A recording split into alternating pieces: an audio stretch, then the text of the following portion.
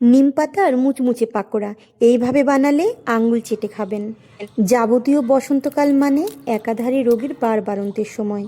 জ্বর, সর্দি, পেট খারাপ, পক্স, হাম, হাওয়া বদলের এই বিপজ্জনক মৌসুমে রোগ প্রতিরোধ ক্ষমতা বাড়াতে অব্যর্থ নিম পাতা।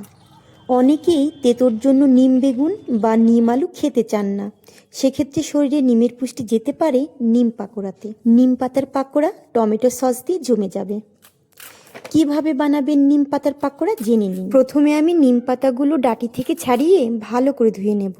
নিম পাতাগুলো কিন্তু খুব ভালো করে ধুয়ে নিতে হবে। 2-3 বার জল পাল্টিয়ে পাল্টিয়ে ধুতে হবে। আমি মটর ডাল সারা রাত ভিজিয়ে রেখেছিলাম। এখন সেই ডালটা মিক্সিতে গ্রাইন্ড করে নেব।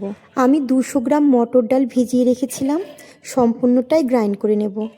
মটরের ডাল গ্রাইন্ড করার সময় আমি এর সাথে অ্যাড করে নিচ্ছি পরিমাণ মতো লবণ, একটু চিনি আর একটু জল এই জন্যই মিশিয়ে দিলাম কারণ ব্যাটারটা অনেক মিহি করে বাটতে হবে, এতে পাকোড়া বানাতে সুবিধা হবে। ডাল বাটা একটা বড় বাটিতে নিয়ে নিচ্ছি, কারণ এই বাটির মধ্যেই পাকোড়া বানানোর জন্য সম্পূর্ণ ব্যাটারটি তৈরি করতে হবে। এর মধ্যে দিতে হবে 5 ফোড়নের গুঁড়ো।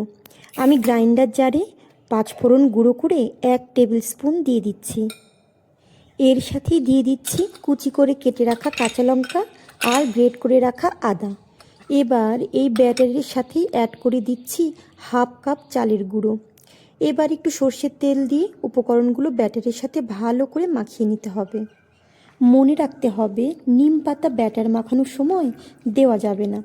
ব্যাটার ভালো করে মাখানো হয়ে গেলে নিম পাতাগুলো দিয়ে হালকা হাতে মিশিয়ে নিতে হবে, তা না হলে কিন্তু ব্যাটারের টেস্ট তেতো হয়ে যাবে। এখন আমি নিম পাতাগুলো ব্যাটারের সাথে হালকা হাতে মিশিয়ে নিচ্ছি। নিম পাতাগুলো সুন্দর করে মিশিয়ে নিয়েছি। এবার কড়াইতে তেল গরম করে ছোট ছোট করে পাকোড়াগুলো ভেজে নেব।